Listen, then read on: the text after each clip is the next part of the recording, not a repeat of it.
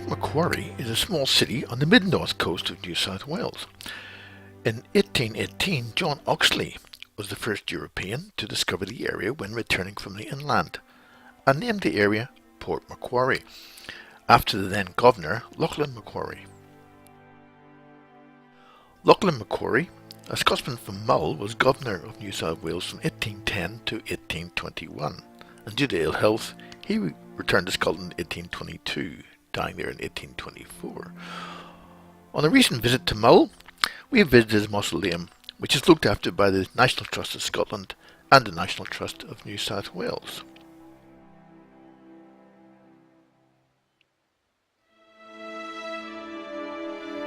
In 1821, 3 ships, the Lady Nelson, the Prince Regent and the Mermaid, arrived with 60 convicts and 40 soldiers to start a penal settlement, along with Francis Ullman, the first commandant. Port Macquarie was to remain a place of banishment until 1847, although free settlers arrived in 1830, and the Royal Hotel, close to the wharf at the town green, was built. Today it still provides great food. There is, of course, a new wharf, and the town green has been beautified and is very popular with tourists.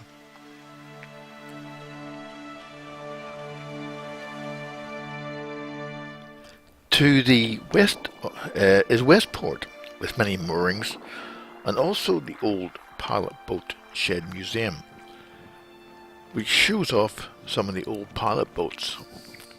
I reckon they were brave people.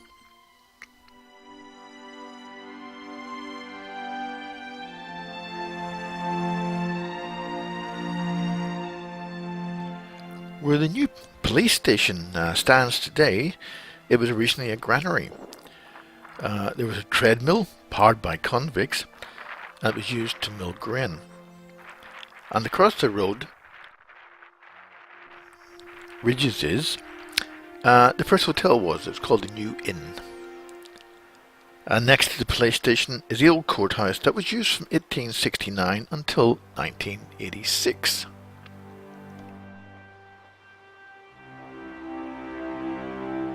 I think this koala must have been up to no good. Across the road is the museum. This building and the church are the only 2 buildings left from convict days. Now, this koala is beautifully painted.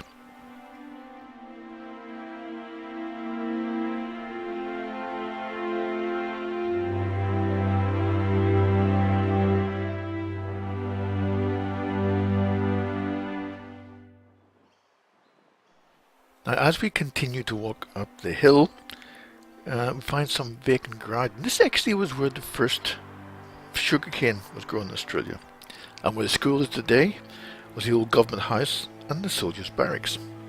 A great spot to look down into the old town. It really is quite a pity that nothing remains of the old government house. This is the area where the female factory was built, and it ran from 1825 to 1842, and the well shows its location. Notice that all the convict bricks have their own initials.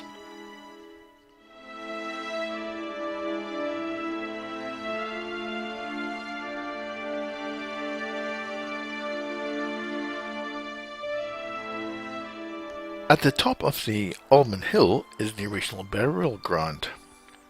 There are 28 graves here, but only 4 headstones actually remain. James Vaughan died of a shotgun wound when chasing escaped convicts, and 2 children died at 16 days and 3 years. And I assume this headstone is for James McMahon, a small Irishman who arrived in 1815, died 21 at the age of 28. From here you can walk down through Mrs. York's garden on the way to the Flagstaff Hill. This is all being restored. The path will eventually bring you out at the town beach, with Flagstaff Hill at the end. It's a well-made trek, and there are steps going up to the lookout.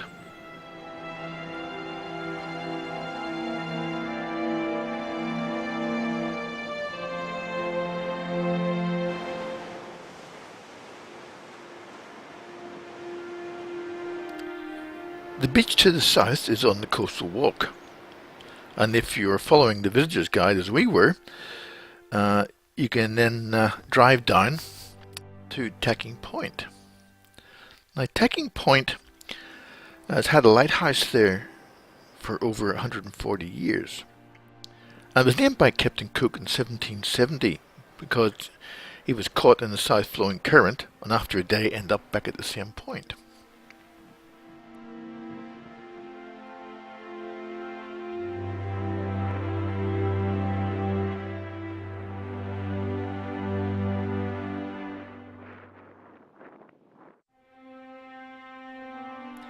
Back in town, the historic cemetery is well worth a visit, although only about 50 headstones remain of the 1500 people buried there. And it's quite interesting actually doing some research into these headstones.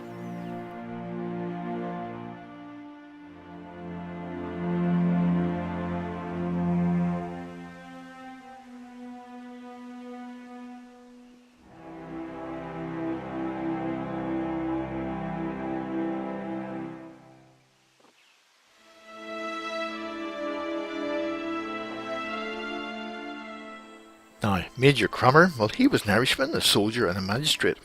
There was many battles, including Waterloo.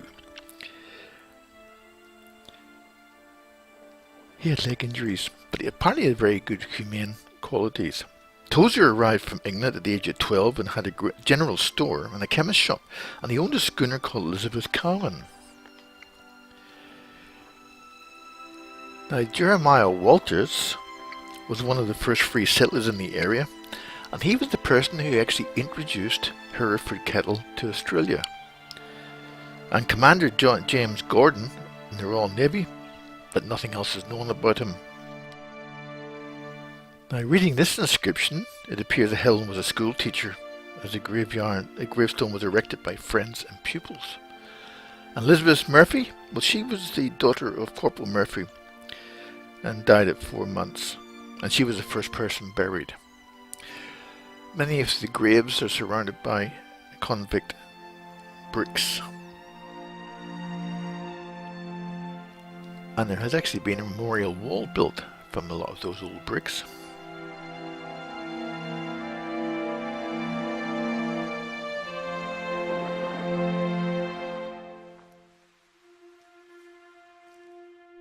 Now, the cemetery is actually just next to a creek, and the council has set a very nice walk along it.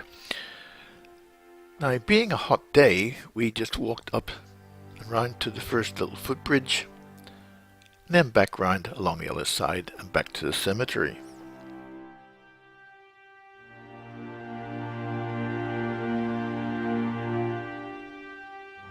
From the cemetery, some steps take you down to the boardwalk, and there's a path along to the bridge crossing the creek.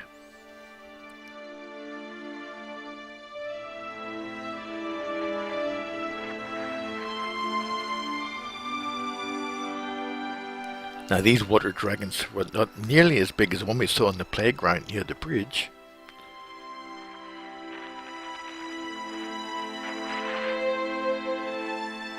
It really is a very well made path the whole way along around the edge of the creek.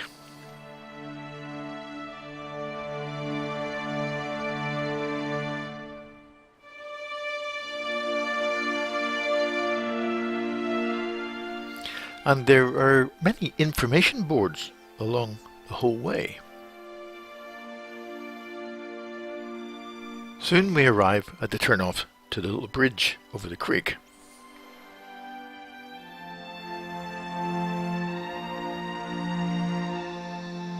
With this many small fish swimming around, it says the creek must be in reasonably good condition.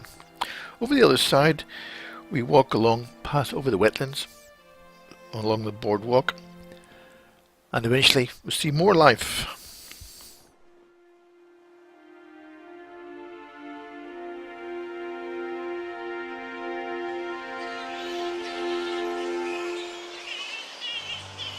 There's a lot more to see on this trip, but we'll leave that for another time.